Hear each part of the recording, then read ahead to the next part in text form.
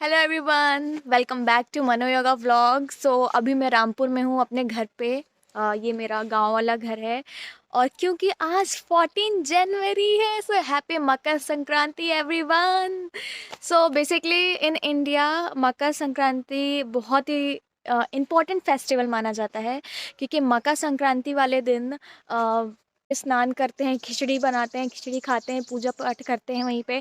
और सोन नदी के किनारे मेला लगता है। बेसिकली आज के टाइम आज ना जब अगर मैं मार्केट तरफ गई तो मैं आपको दिखाऊंगी कि मार्केट में भी चहल पहल रहेगी ना आज के दिन।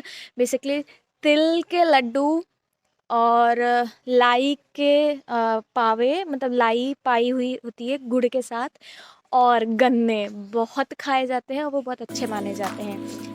अभी हम लोग नीम के पत्ते तोड़ रहे हैं गांव में, और साथ में ही हम लोग अभी मेहंदी की पत्तियां भी तोड़ेंगे। ये दोनों पत्तियां मम्मी यूज़ करती हैं हेयर ऑयल बनाने के लिए, तो उसके लिए तोड़ी जा रही है।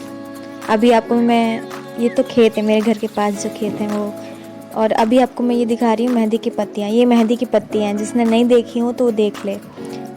गांव में बेसिकली हम लोग बाउंड्री के किनारे किनारे इसको लगाते हैं, मेहंदी का पेड़।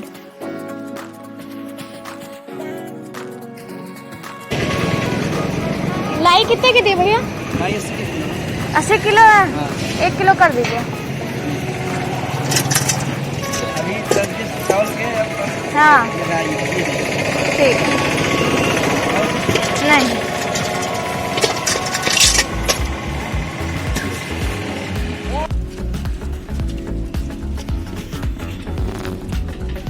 ये रामपुर का मार्केट है। अभी हम लोग जा रहे हैं पड़पुरी आश्रम के लिए। मम्मी ने रास्ते में से सब्जियां भी ली कि आश्रम में सब्जियां भी लगेंगी तो लेते चलते हैं, जबकि वहाँ आश्रम में बहुत सब्जियां उगी हुई हैं, बट हम फिर भी अपनी तरफ से कुछ कुछ चीज़ें ले जा रहे थे। कुछ हवन वगैरह होगा तो उसमें भी लगेंगे केले, तो हमने केले ले लिए थे। और हम ऑन द वे हैं पड़पुरी के लिए। ये रास्ता है, ये पड़पुरी गांव हम पहुंच चुके हैं। ये गांव है, बट गांव के लास्ट में पहाड़ के नीचे आश्रम बना हुआ है। जो आश्रम है वो 28 एकड़ ज़मीन में बना हुआ है, और वो 28 एकड़ ज़मीन जो है वो उसी गांव के एक टीचर थे, उन्होंने अपनी ज़मीन दान दी है गायत्री शांति कुंज को। धीरे आश्रम में बहुत डेवलपमेंट हो रहा है। यहाँ पे गौशाला भी है और खेती भी की जाती है, और प्रवचन हॉल भी है यहाँ पे। तो कई प्रोग्राम यहाँ होते रहते हैं। बहुत शांत इन्वायरमेंट है यहाँ का। अभी आप देख सकते हैं हम उसकी बाउंड्री में पहुँच चुके हैं। अब हम एंट्री कर रहे हैं श्री वेद माता गायत्री आश्रम पड़पुरी। आप लोग कभी आए सीधी जिला तरफ तो आप ज़रूर यहाँ घूमिएगा। बहुत ही सुंदर जगह है, बहुत अच्छी जगह है। यहाँ बहुत अच्छे से प्लांटेशन वगैरह हो रखा है। रोड के किनारे जामुन के पेड़ लगे हुए हैं, आंवला का पेड़ लगा हुआ है। ये इधर आप देख सकते हैं, ये भाजी लगी हुई है, पूरी खेती हुई है, भाजी लगी है, सरसों लगा हुआ है। आगे आपको अभी दिखाऊंगी मैं। एक खेत में पूरा अनार की खेती हुई है, अनार के पौधे लगे हुए हैं, और अनार के खेत के बगल में ही पूरा मटर के खेत हैं वहाँ पे। तो सब्जी भाजी वहाँ होती रहती है, अच्छी उगती है। धीरे धीरे कंस्ट्रक्शन अभी चल रहा है, ऑन द प्रोसेस, अभी और डेवलपमेंट होगा। हाँ चलो चलो चलो चलो। इस आश्रम में अभी आपको मैं आगे दिखाऊंगी, छोटी सी एक गौशाला बनी हुई है, रहने के लिए कमरे भी हैं। अगर आप यहाँ आते हैं तो आप यहाँ रुक भी सकते हैं, और आप अपनी स्वेच्छा से कुछ भी दान दे सकते हैं, क्योंकि यहाँ बस कुछ ही चार्जेस लगते हैं, लाइक गद्दा वगैरह का चार्ज शायद लगता है, बट अभी वो भी नहीं है। अभी आप फ्री में यहाँ रह सकते हैं अपनी स्वेच्छा से, पर आपको अपना समय दान देना पड़ेगा, थोड़ा सा काम वगैरह करवाना पड़ेगा। बहुत सुंदर जगह है। ये यज्ञशाला है अंदर से। गर्मियों में ये बहुत ठंड आती है, मतलब आप गर्मियों के टाइम पे अगर आप यहाँ आ रहे हैं तो गर्मी भी बहुत पड़ती है, पर ये यज्ञशाला में के अंदर बहुत अच्छी ठंडी ठंडी हवा लगती है। यहाँ पे यज्ञ की तैयारी हो रही है, क्योंकि आज यहाँ हवन होना है मकर संक्रांति के उपलक्ष्य पर। ये एक चारों तरफ से व्यू, और अभी मैं आपको कुआं दिखाती हूँ। जल्दी लोगों को कुआं देखने को नहीं मिलता आज के टाइम पे। अगर आप गांव आ रहे हैं तो ये आपको कुआं मिलेगा, क्योंकि अब ज़्यादातर जगह पे कुएं नहीं मिलते हैं। ये खेत की तरफ का एरिया है, वहाँ पे गोभी उगी हुई है, टमाटर है, गन्ने लगे हैं, पालक लगी हुई है, और ये कुआं है। मैं बहुत हिम्मत करके गई थी, मुझे कुएं से बहुत डर लगता है, मैं जल्दी कुएं के पास जाती नहीं हूँ। और ये जो आप देख रहे हैं ये सिंदूर का पेड़ है।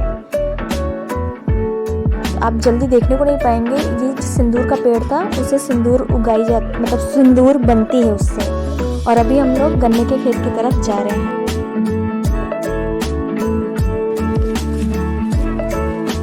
कैसे मीठा गन्ना? गन्ना मीठा है? हाँ ना? यार गन्ना तो बहुत बड़ा लिया तुम। हाँ? बोल ही नहीं रहा है। कैसे शर्मा रहे हो क्या? अपने से बड़ा गन्ना लिया है। गन्ना तो अच्छा दिख रहा है ना, छोटे मोटे। टमाटर भी सही लगे।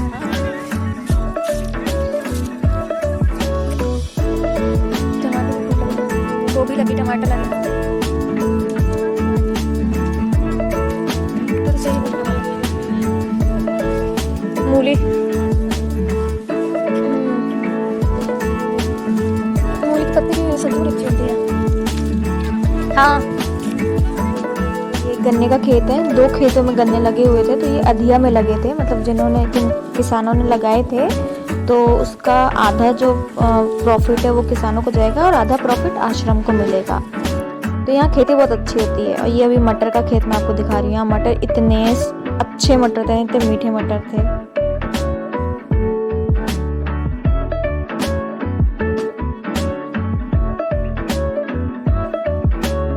आप लोग भी बताइएगा कि आप में से किसको किसको एक्सपीरियंस है खेत में बैठ के फिर सब्जियां तोड़ के डायरेक्ट खाने का।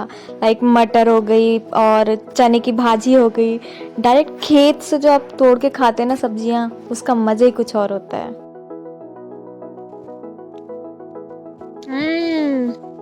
इतनी मीठी मटर, 10-10 दाने की मटर फली, इतनी मीठी है, बाजार की खरीदी भी इतनी मीठी नहीं। देखो 9 दाने की मटर फली, 1 2 3 4 5 6 7 8, ये 2 छोटे छोटे 9 10। हाँ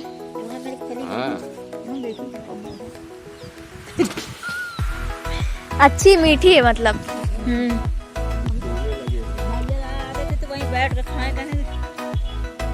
यहाँ आए थे भैया दादा, इतनी मीठी बाजार वाली मीठी नहीं आती ना। और अभी मैं और मम्मी ऐसे बात करते करते गौशाला तरफ जा रहे थे।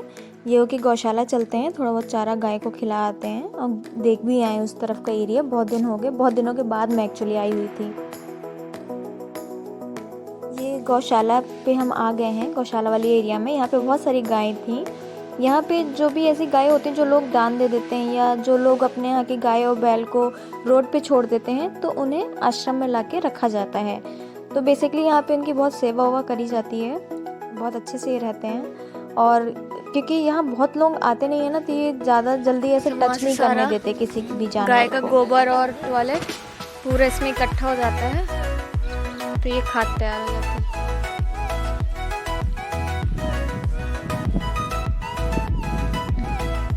हम लोग अभी कहाँ पे थे? हम लोग वहाँ पे थे, वो वहाँ पे गन्ने का खेत।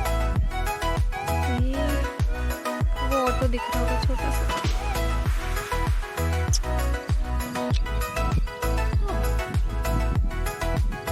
नहीं, कुछ नहीं अभी खाने को, है ना?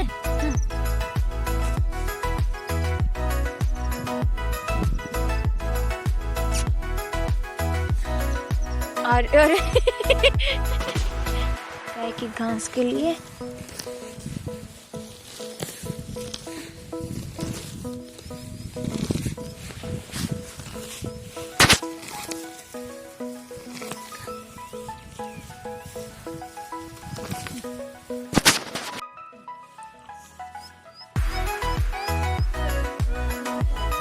हाँ पाइए थोड़ा सा।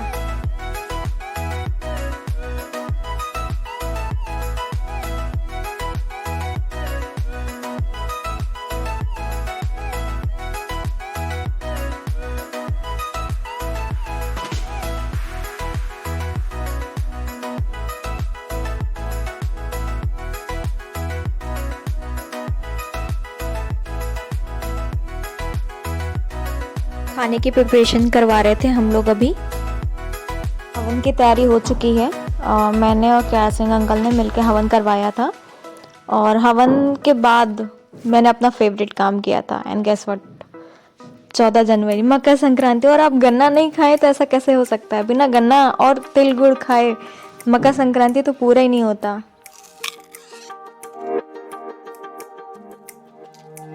अब हम लोग को रीवा के लिए निकलना था तो हम लोग कुछ गन्ने लेने गए थे कि घर के लिए लेकर चलेंगे सबके लिए।